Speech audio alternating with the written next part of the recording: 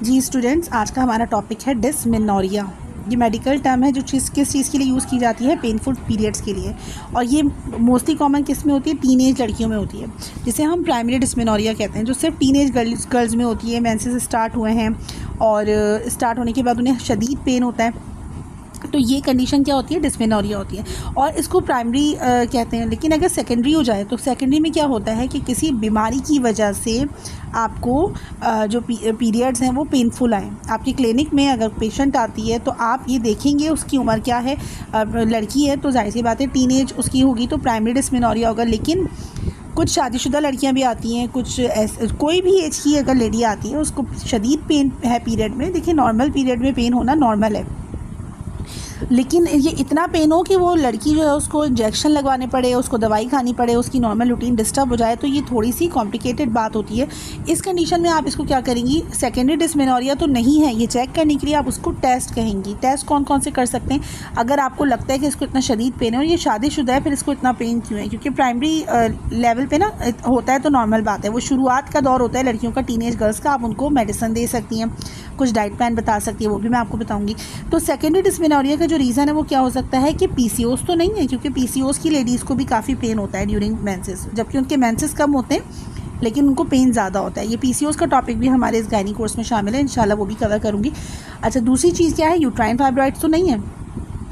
तो uterine fibroids यानी कि रसौली तो नहीं है उनके यूट्रस के अंदर। तीसरा जो कॉज है वो क्या है, एंडोमेट्रियोसिस भी हो सकता है। ऐसी लेडी जिन्हें एंडोमेट्रियोसिस है उनकी तो शदीद पेन होता है, वही डिस्मेनोरिया की एक्चुअल पेशेंट होती हैं जिन्हें एंडोमेट्रियोसिस या एडिनोमेयोसिस हो। अच्छा, जो चौथा या पांचवा रीज़न है वो ये है कि कुछ शादीशुदा ख़वातीन होती हैं, उन्हें भी पीरियड में पेन होता है, जबकि ऐसा होता नहीं है अक्सर लेडीज़ को।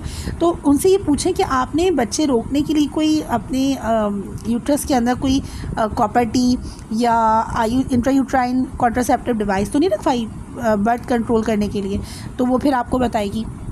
दूसरा, पेल्विक इन्फ्लेमेटरी डिजीज़ हो सकती है, यानी कि ओवरी में कोई सिस्ट हो लाइक, या सेल्पेंजाइटिस हो, उनकी जो फिलोपियन ट्यूब्स होती हैं वो ब्लॉक्ड हो। तो इस कंडीशन में ये सारी कंडीशन आपको एज अ डॉक्टर ये सब जहन में रखनी है।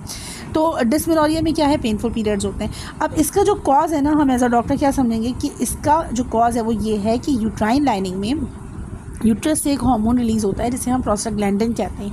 ये हार्मोन क्या करता है, यूट्रस को कॉन्ट्रैक्ट करने में हेल्प करता है।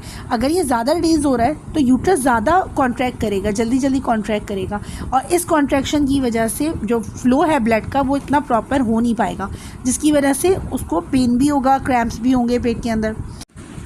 अब प्राइमरी है तो वो मसला नहीं है, लेकिन सेकेंडरी को मालूम करने के लिए आपको उस पेशेंट को एक टेस्ट देना पड़ेगा। उस टेस्ट का नाम है अल्ट्रासाउंड करवाएं पेल्विक का, ठीक है। तो पेल्विक के अल्ट्रासाउंड में सारी पिक्चर क्लियर आ जाएगी, जिसमें ओवरीज का भी मालूम हो जाएगा, फिलोपियन ट्यूब्स का भी मालूम हो जाएगा, यूट्रस का भी मालूम हो जाएगा कि वो किस कंडीशन में, उसमें कोई बीमारी तो नहीं पल रही।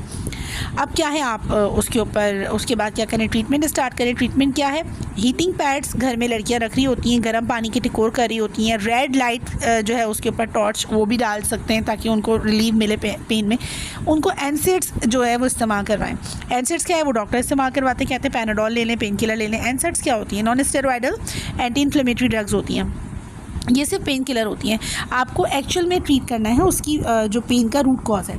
अब मैं आपको बताऊं कि रूट कॉज क्या है पेन का। एक तो उसके अंदर न्यूट्रिशन डेफिशिएंसी होगी, उसके अंदर मैग्नीशियम हर हाल में कम होगा, जो ये एक ट्रेस मिनरल होता है मैग्नीशियम। तो आप क्या करें, होम्योपैथिक में एक मेडिसिन है मैग्नीशिया फॉस, ठीक है, तो ये आप उसको यूज़ करवाएं। और इस तरह यूज़ करवानी है कि मैग्नीशिया फॉस 6x या 12x की टैबलेट्स मिलती हैं, या आप उसको बोलें कि 6 गोलियां खा लीजिए। जब पेन हो, ज़्यादा पेन हो तो हर 1 घंटे के बाद रिपीट करवा सकते हैं, बिल्कुल सेफ़ होती हैं। तो ये जो है पेन को बहुत हद तक रिलीफ देती हैं, क्योंकि मैग्नीशियम की कमी होती है ना, तो उससे भी बहुत ज़्यादा पेन होता है लड़कियों को। दूसरी चीज़ आप कहें कि अपनी डाइट में विटामिन B1 डाइट का इस्तेमाल कीजिए। विटामिन B1 जो है, इसके अलावा जो जिंक होते हैं वो फ़िश ऑयल्स हैं, और विटामिन B12 है, विटामिन E है, इन सब का अब कैसे इस्तेमाल कर रहे हैं, बच्ची है उसको तो नहीं पता कि क्या क्या खाना है। आप कहें कि ग़िज़ाइयत से पूरा करें, आप उसको एक सिंपल सी मल्टीविटामिन लिख कर दे सकती हैं। इसके अलावा होम्योपैथी में जो मैग्नीशिया फॉस है वो कहें कि आप रेगुलर भी खा सकती हैं, कोई इसमें इशू नहीं है।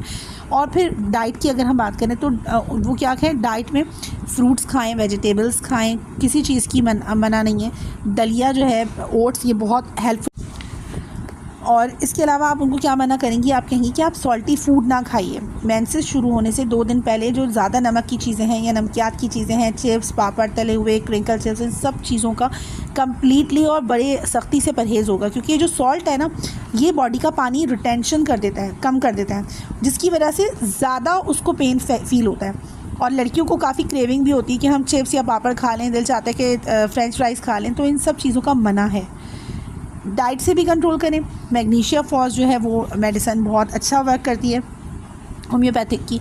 इसके अलावा जो पेन को रिलीफ़ करने में बहुत सारी मेडिसिन है, जिसकी किसी को पीरियड से पहले सर दर्द बहुत होता है और इतना शदीद होता है कि वो कहती है कि मैं पीरियड आने से डरती हूँ, तो बेलेडोना बहुत अच्छी मेडिसिन है। इसके अलावा भी बहुत सारी मेडिसिन है जो पेन रिलीवर के तौर पे काम करती हैं। तो होम्योपैथिक मेडिसिन हमारा वो नहीं है कि हम बहुत डिटेल में जाएँ, हम तो एक टच के तौर पे ले रहे हैं।